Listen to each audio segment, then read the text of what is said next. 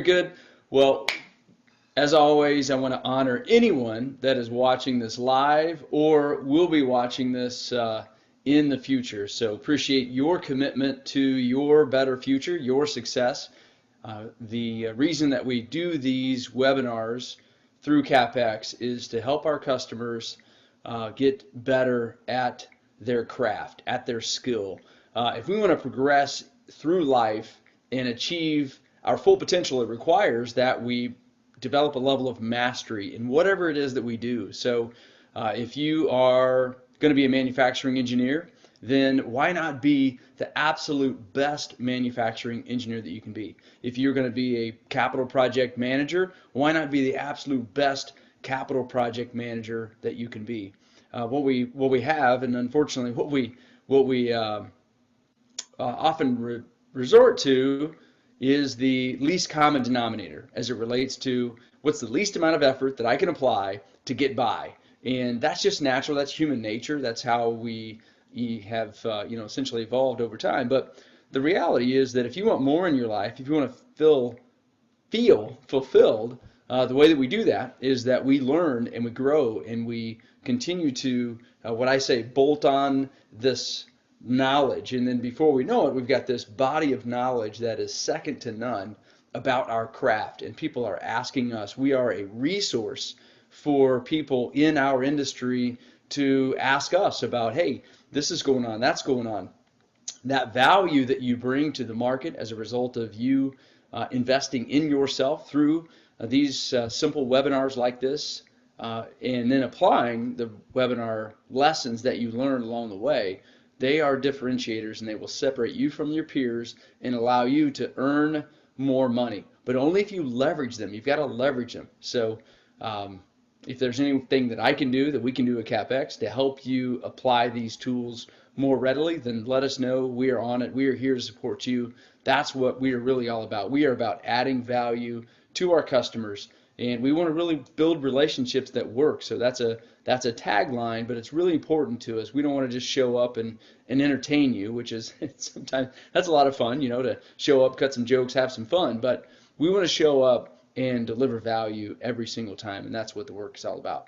So we've been in a series. It's called Capital Project Mastery. It's actually a course that I created for manufacturing engineers that want to improve their ability to manage capital projects. Like I've mentioned before, I've been involved in over 500 capital projects in my career, and that spans spans about 20 years and over $250 million worth of projects at this point. So lots of time with capital project managers. I've done some capital project management myself, so I have learned a lot of what to do and not to do, and that's essentially what I did when I created this course called Capital Project Mastery. So now we're going to deep dive into building the ideal team, and so building the ideal project team is really important if you want to succeed as a capital project manager, because you can't do it all alone, right? So we're not going to succeed in bringing this project into our facility by ourselves. So we're going to need team members that are not necessarily direct reports, that you're going to have to get them to work with you and in an effort to bring this project in. So it's really important that you get very clear on the roles that are going to be necessary for the project, and then get clear on what those roles actually are supposed to do, and the amount of time and everything else. So that's what this segment of this webinar series is all about, is building the ideal team, to give you some ideas, give you some tools that you can utilize to help you think through the process of, think through the team, every role as you move through it. So first, a little bit of marketing input here. So CapEx, just a reminder of what we do. Like I said, our goal is to always be adding value. We represent companies like ATC Automation out of Cookeville, Tennessee.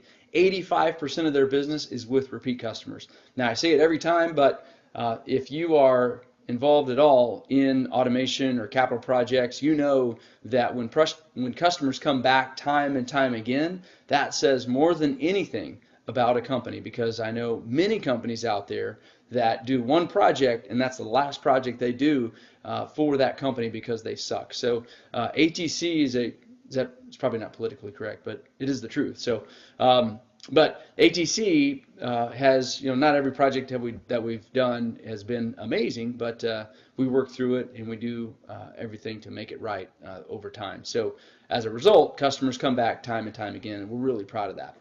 Cincinnati Test Systems is the largest leak test company in the world. I started working with them when they were just a peanut in the world, and so it's been exciting to watch them grow and evolve. And they do functional testing, pressure decay testing. They have standard instrumentation. They do helium leak testing, all things testing. That is what Cincinnati Test Systems is all about. Duquesne Plastic Joining out of Illinois. They are a global and diverse plastic joining company. Vibration welding, hot plate welding, laser welding, spin welding, ultrasonic welding, all welding of plastics, joining of plastics. That's what they are known for and all about. They do custom systems as well as standard products and horns and tooling and everything else.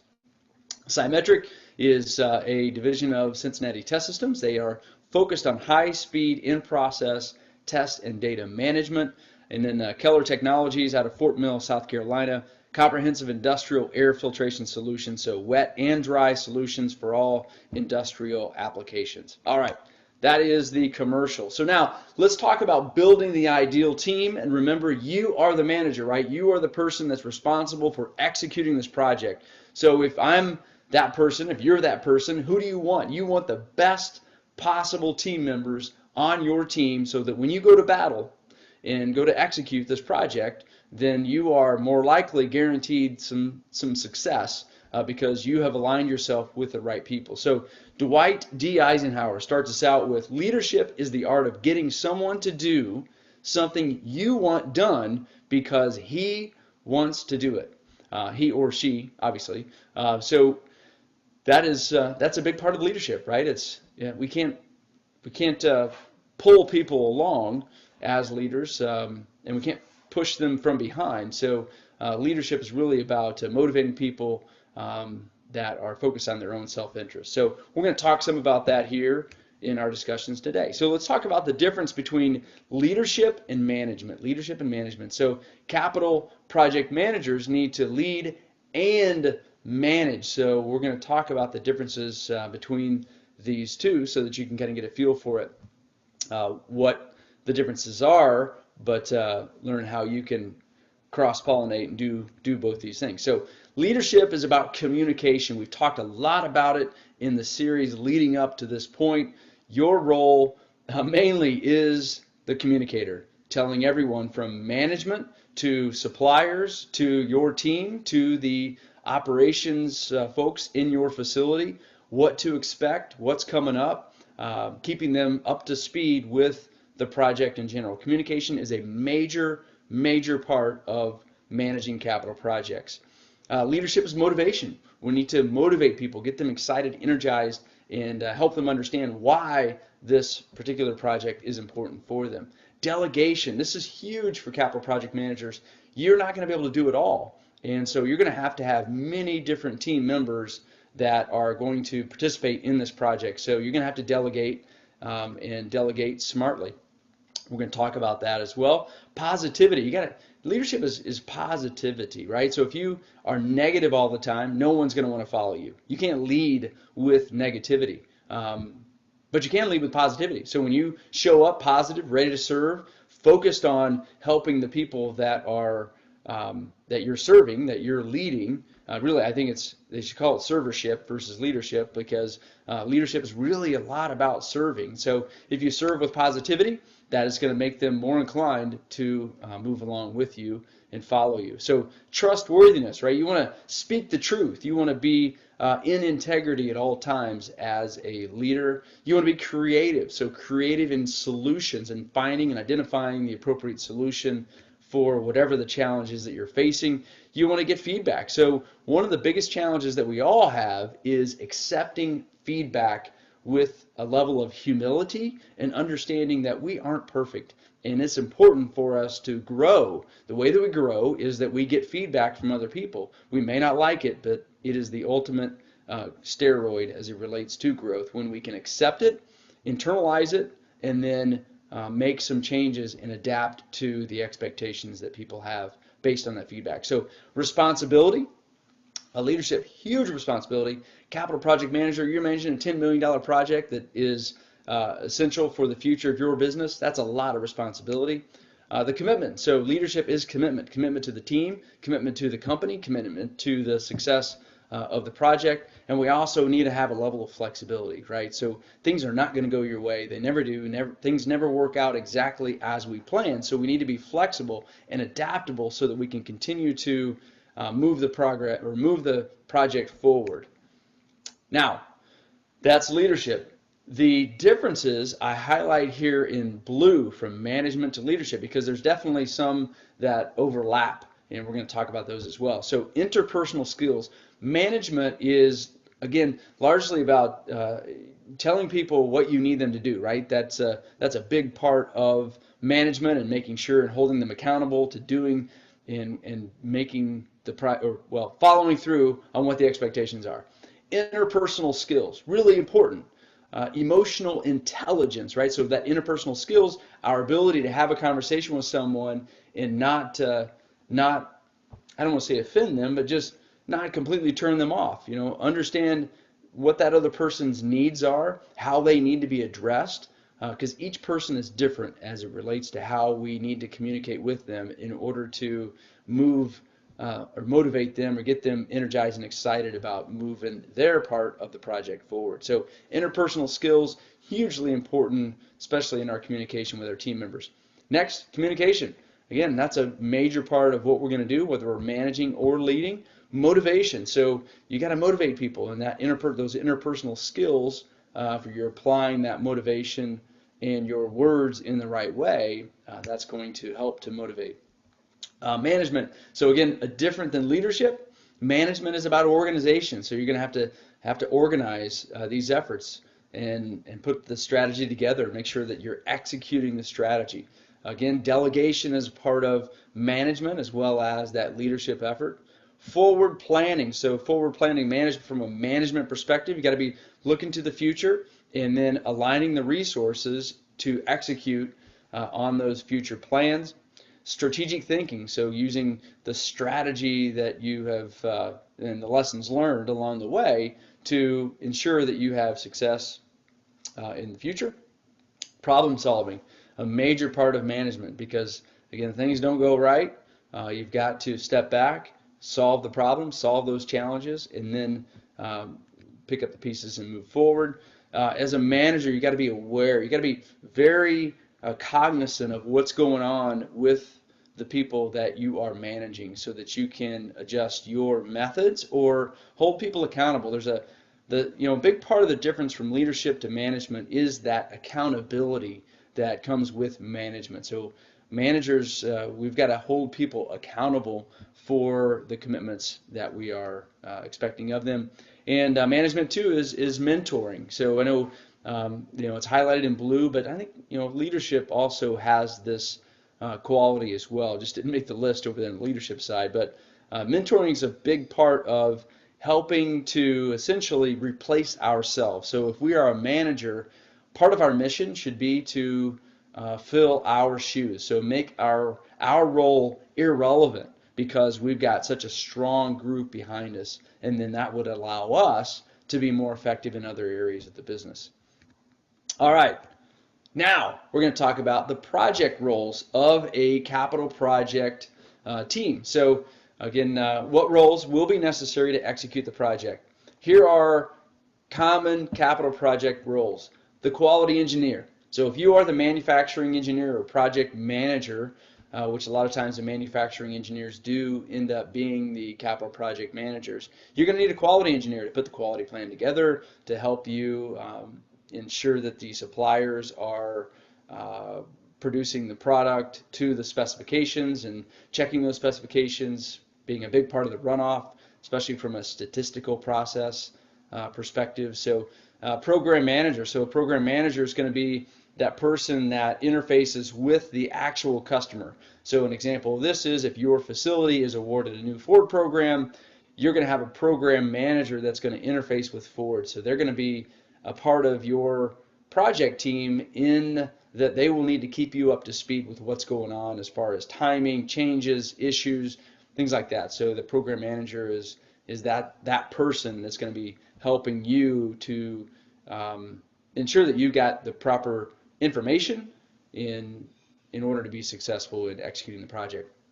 You're going to need a maintenance liaison. So if you're building equipment, you're going to need a maintenance liaison to ensure that you are applying the appropriate techniques, wiring strategies, labeling, safety, using the right parts. So maintenance can be really helpful in ensuring that. Plus, they're going to have to work on it when it's all said and done. So having them involved is some insurance that you've got some level of responsibility when the equipment arrives at the facility, as opposed to not including them, keeping them in the dark, and then ta-da, here's a piece of equipment. They're not going to want to work on it if they haven't had a say and input. So the best strategy is to keep them involved, engage them in the process, allow them to have their input, and then they will take ownership when it gets to the facility. Line operator, same thing as maintenance. When you allow them to have input into their stations, into the equipment overall, then they are going to own that equipment when it arrives. It's really important to keep the people that are going to have to work with that equipment day in and day out engaged in the process to ensure success after the equipment is in operation.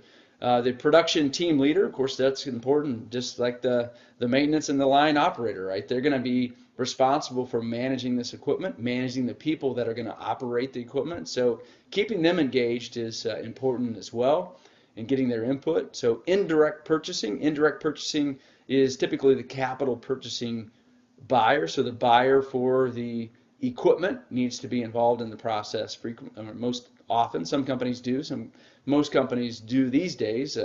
That's kind of changed over time, but it is important to keep them involved. And then direct purchasing has a huge role in success, especially when you have processing equipment or assembly equipment.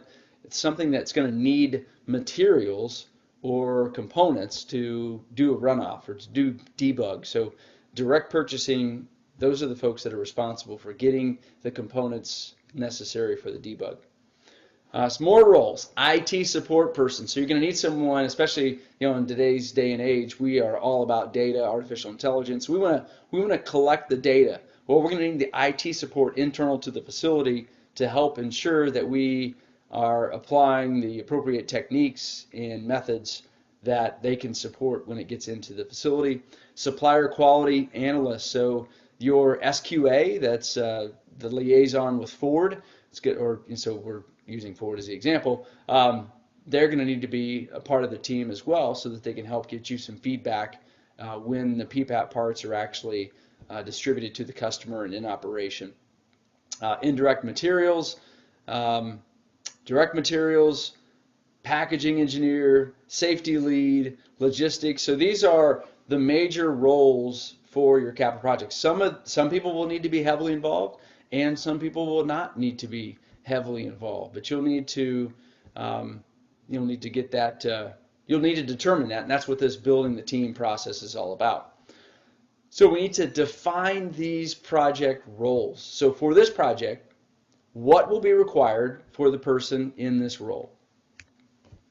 Direct or indirect responsibility. So here's an example. If you have a quality engineer, they're going to have direct responsibilities with this project, meaning that they are going to need to be involved in ensuring the quality or ensuring that the equipment meets or produces product that is meeting the quality expectations. So they are going to be responsible for creating the quality plan, the specifics as it relates to here's what we're going to measure, here are the tolerances, communicating those things to the supplier. So they're going to have a heavy involvement. Someone that might have indirect responsibilities is the program manager, right? So the program manager is not going to have direct responsibilities on the project team, but they're going to have indirect responsibilities specifically around reporting the latest with the project. So what's going on, what do we need to know, anything that is directly related to the timing of the project, any changes that are anticipating or that you would be anticipating from the customer. The program manager is going to be communicating those, but so they have an indirect role with your project team. Role in creating, are they going to have a role in creating the specification? So Of course, the quality engineer will, the maintenance person will, your operators, you'll want to have them involved with the project as well. So the people that from an engineering and technical perspective are going to be involved in helping you to create the specifications for the equipment. These, you need to understand that from the beginning. So what we're talking about is getting clear on the roles and responsibilities of the person that's going to be in that specific role. So for the quality engineer, they're going to have direct responsibility for the project. They're going to have a role in creating the specification. And what this does is, before you even know who the quality engineer is that's going to support the project, you have clearly established the expectations for them in that role. And as a project leader, that's your responsibility. It's not something that you want to allow them to define themselves. If you want to ensure success, and like I said at the very beginning, what I want to do for you is help you advance your career. And the way that you advance your career is by taking responsibility and looking at every aspect of your job and saying, how can I do it better? And the way that you manage projects better is by getting into the details, by defining your expectations, your excellence. And so from defining a team role or project roles, you are getting clear. You're saying, here is excellence in this role. So in helping them understand the time commitment that's going to be required of them, and any other expectations that you have, you want to make sure you get that defined so that you can share this with them. So when the quality engineer is found, when you say this is the person that's going to be doing this role, you can say, hey, here are your responsibilities with this particular project. Let me know if there are any problems, any concerns, any issues that you have in that role. So next, are they going to have a role in the supplier selection? So if they're creating a specification, you want them to know that. Are they going to be part of the selection team that's going to determine which supplier you're going to use? You're going to have them involved in that as well. Are they going to have a role in the runoff? Of course, that's going to require them to travel and be involved in that aspect of the project. So helping them understand what that role or what those expectations are from a runoff perspective. Are they going to need to attend weekly meetings? Those are time consuming, so you want to make sure that people are aware of the expectation. Hey, we're going to have a meeting every week. It's going to be on Monday at 9:30 a.m. and here's what we're going to talk about. Here's the agenda. We are expecting you to be there. So some people you'll need there every week. Other people you will not need there every week, and you're going to need to let them know when you expect them to attend and provide an update on whatever their responsibility is for the project. So we want to let them know the appropriate time requirements. How much time will this require of this person? We got to remember that the quality engineer, the maintenance guy, the line operator, their role is not helping you execute this project. Their role is different than that. So they have other responsibilities within the facility. So you want to make sure to let them know, hey, here's the approximate time required, or I feel that it's going to be required in order to do this job right. And you'll share that with them, and you'll share it with their manager as well. So their manager has an understanding of the time commitment that is going to be necessary.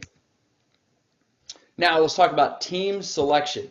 So for this project, who is the organization, or who in the organization is the ideal fit for this role? Who in the organization is the ideal fit for this role? So you've defined the role, you know the product or process that you're going to need to be creating in order to satisfy this capital project. So there's likely someone in your facility that would be best suited to execute this project. So there's an ideal person, an ideal quality engineer, an ideal maintenance person. There's an ideal operator. There's an ideal safety person, purchasing. You name it. There's kind of an ideal person in your facility for each of these roles. What I want you to do is ask for the ideal candidate. So ask, hey, this person is ideal for this. Let them know, not the person, don't tell the person, but let the person's supervisor know. That's what we're going to communicate with. We'll talk a little bit more about that. So this is a little bit radical. It's a little bit different than anything that you've gone through before, because sometimes, most often, you don't have a choice in who you are working with on these projects. But I'm saying don't do that. Don't just accept whatever they give you by default. What I'm encouraging you to do is saying, here's the role, who in the organization best fits this role and would help to ensure the success of this project. Again, your responsibility is the success of this project, and so why wouldn't you want to put the best people on your team to help ensure your success? It's so simple, yet nobody does this. So I'm going to encourage you to ask for the ideal candidate. I'm going to ask you to be discreet, meaning that you're not going to go to the ideal candidate and say, "Hey, you're the ideal candidate for this role. I'd love for you to participate as my quality engineer support on this project." That's not up to you. It's up to that person's boss. So what you want to do is you want to approach that person's boss and say, "Hey, here's the role I've clearly defined, and you can see based on the criteria that I've created for the ideal candidate for this role that Susie is perfect. Susie is the perfect fit for this role. Can Susie be the quality engineer for this project?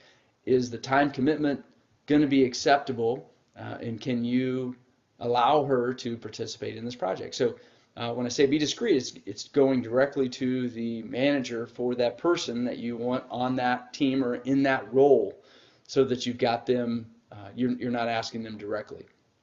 So have the role clearly defined. We've already talked about that. And then be prepared to explain, again, why that person is the ideal fit. What I want you to not do as you're moving through this process is don't get upset and frustrated. So it's likely that you could go and say, "Oh my gosh, Susie is the ideal candidate," and Susie's boss says, "You can't have Susie. I need Susie for something else." So you're going to have to accept that. And ideally, you've got a plan B, someone else in the organization that would be a fit. And you can say, "Okay, how about this person?" But this isn't. You got to remember, this person is not directly reporting to you. The person that's going to be supporting you in this project directly reports to someone else. So that someone else is the person that needs to approve them to be on your team. So don't get frustrated if they say it's not going to work. Don't make demands. You're going to hurt yourself. You'll hurt your status internal to your organization if you act like a baby and you try to make demands on who you want to be in that role. Don't expect to get your way. Again, like I said, oftentimes it won't go your way, but you never get what you don't ask for, right? So the best strategy for getting what you want is to ask for it. And if they say no, they say no. But you have done what you can to ensure the success. So, and don't discuss this with anyone other than management. Remember, you don't get your way, don't have sour grapes or whatever that's called. So don't go and start talking behind people's backs because you didn't get what you wanted. Is it really? Oh, I tried getting you on the project, and Susie, your boss just wouldn't let it happen. So that only degrades your status internal to your company when you start doing that. So avoid it at all cost. Don't talk at the cooler. Don't talk at the printer. Don't talk about anyone in your organization. That's just good advice, period. The best strategy for ensuring your future success and future promotion and ability to have influence in your organization is to keep your mouth shut anytime you are believing that someone has done you wrong or is making bad decisions or whatever. So I know all of that water cooler talk that goes on. I've seen it many times. So it only will crash and burn your career if you continue to do that. So, all right, I'll get off my soapbox. No direct reports. Remember that the people that you are working with do not report directly to you. So many carrots and very few sticks, right? You can't make demands. Very important that we have and use emotional intelligence when working with people. Again, you're managing, and so you're going to manage those resources in a way that helps to get what you want for this particular project, but doing it in a way that motivates them, gets them excited because it's going to benefit everyone in the organization. So how we do that is we establish a clear project vision and team member roles. So I've talked about this many times, and this is something that most people, probably 99% of people don't do this, but create the vision for your project. Here's why this is going to be amazing. Here's where it's going to go in our facility. Here's how it's going to differentiate our entire company from our competition and help us to win more business and help us to be market leaders in what we're doing. So build that enthusiasm, tell that story, get people excited about what this project is going to do for your company overall, how it can help them in their career, and everything that goes along with that. So, and then, of course, we want to define those team roles. That's what we've been talking about here in this conversation. Establish open and direct communication. Communicate, communicate, communicate. We're going to see that again here in a few minutes, but it's so important that we let everyone know what's going on and then keep them in the loop and be honest and direct. Don't beat around the bush as it relates to what's going on with the project. So too many people are afraid of the truth, and so they never speak the truth. So, say what's going on. Engage the team in the strategy, planning, and execution. The more you keep your team involved, the more likely you will be successful because they will have a vested interest in the success of the project. You keep it to yourself, you keep it close to your chest, you don't share with them, then they're likely not going to be there when you need them. So it's really important that you engage the team, help them own it. So I mentioned communicate, communicate, communicate. So meeting notes, take notes every time you get together. Make sure that you've got notes, you're communicating, you've got some type of repository for those notes so that you can reference them in the future as necessary. Open issues list, keep it. Who's accountable, who's responsible for the items on those open issues lists. Do not shy away from that. Make sure that everyone knows their responsibility as it relates to executing on a day-to-day basis. So care. People don't care how much you know until they know how much you care. Theodore Roosevelt. The truer words have never been spoken. If you don't treat your team members with respect, then you can bet they aren't going to treat you with respect and be there for you when you need them. So care about the people that work with you, and don't take all the credit.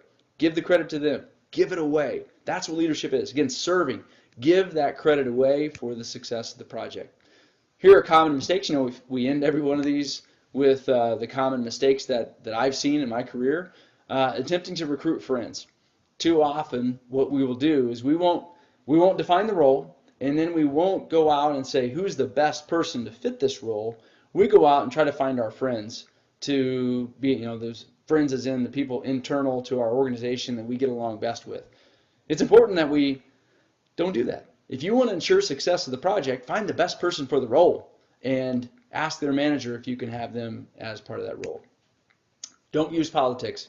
Again, we talked about how using politics can be detrimental to your success in your organization. Common mistakes, not taking the time to clearly define the roles. What's easy to do is easy not to do. It is not hard to define these roles. I've got a template for you. If you want it, let me know. We'll send it over. But it's really simple, So it's what are they going to do? I just gave it to you. What are they going to do? How much time is required? Are they going to be involved in creating specification? Are they going to be involved in the runoff? Are they going to be involved in supplier selection? So just help get clear on what their role is going to be so that when they come on the team, they're not trying to figure it out for themselves.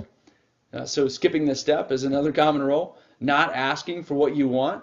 There is no harm in asking for what you want. Don't be ashamed of it. Don't shy away from it. Go for it. You never get what you don't ask for. You got to ask for it. Infrequent and unclear communication. You'll see this on every one of these. It's one of the most common problems that we have in any project that we have going on is we do not communicate. We're not clear in our expectations. Not holding the team accountable. Super important that as a project manager, as a team leader, as a manager, you've got to hold people accountable. That is important. So if you are working with a quality engineer and that quality engineer is not pulling their weight and you've talked to them about it, you've directly discussed it with them, well then it's time to go and have a discussion with their manager.